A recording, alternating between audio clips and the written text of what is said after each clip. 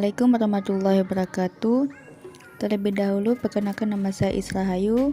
Video ini saya kerjakan untuk memenuhi salah satu tugas dari mata kuliah Teknik Pengemasan Hasil Pertanian yang menjadi dosen pengasuhnya yaitu Bapak Soekarno Putra STP MSI. Yang pertama, perubahan yang terjadi pada bahan pangan. Bahan pangan akan mengalami perubahan-perubahan selama penyimpanan. Dan perubahan ini dapat terjadi baik pada bahan pangan segar maupun pada bahan pangan yang sudah mengalami pengolahan. Perubahan-perubahan yang terjadi dapat berupa sebagai berikut. Yang pertama, perubahan biokimia.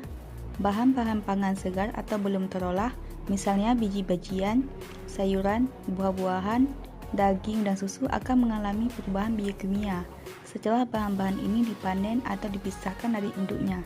Contohnya pencoklatan pada buah dan lain-lainnya. Yang kedua, perubahan kimiawi dan migrasi unsur-unsur. Perubahan kimiawi yang terjadi pada bahan pangan disebabkan oleh penggunaan antioksidan, fungisidan, plastisizer, bahan pewarna, dan pestisida yang dapat bermigrasi ke dalam bahan pangan. A. Keracunan logam.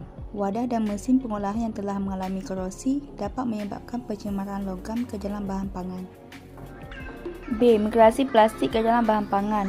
Plastik dan bahan-bahan tambahan dalam pembuatan plastik, plastisizer, stabilizer, dan antioksidan dapat bermigrasi ke dalam bahan pangan yang dikemasi dengan kemasan plastik dan mengakibatkan keracunan. Yang kedua, kerusakan mikrobiologis. Bahan kemasan seperti logam, gelas, dan plastik merupakan penghalang yang baik untuk masuknya mikroorganisme ke dalam bahan pangan yang dikemas, tetapi penutup kemasan merupakan sumber utama dari kontaminasi. Kemasan yang dilipat atau dijepret atau yang dilapisi ganda merupakan penutup kemasan yang tidak baik. Penyebab kontaminasi mikroorganisme pada bahan pangan adalah kontaminasi dari udara, penutupan atau proses seluler yang tidak sempurna, panas yang digunakan dalam proses seluler, dan kerusakan seperti sobek pada bahan kemasan. Adapun faktor-faktor yang perlu dipertimbangkan dalam memilih jenis kemasan yang baik untuk mencegah kontaminasi mikroba adalah A. Sifat perlindungannya terhadap produk. B. Kemungkinan berkembang biaknya mikroorganisme. C. Serangan mikroorganisme terhadap bahan pengemas. Yang ketiga, kerusakan mekanis. Faktor-faktor mekanis yang dapat merusak bahan-bahan hasil pertanian segar dan bahan pangan olahan adalah A. Stres atau tekanan fisik karena jatuh atau oleh adanya gesekan. B. Vibrasi atau getaran yang dapat mengakibatkan kerusakan pada bahan atau kemasan selama dalam perjalanan atau distribusi. Yang keempat, kadar air dan gas. Kehilangan air atau peningkatan kadar air merupakan faktor yang penting dalam penentuan masa simpan dari produk pangan. Kemasan memberikan kondisi mikroklimat bagi bahan dikemasnya, dan kondisi ini ditentukan oleh tekanan uap air dari bahan pangan pada sumber penyimpanannya dan permeabilitas kemasan.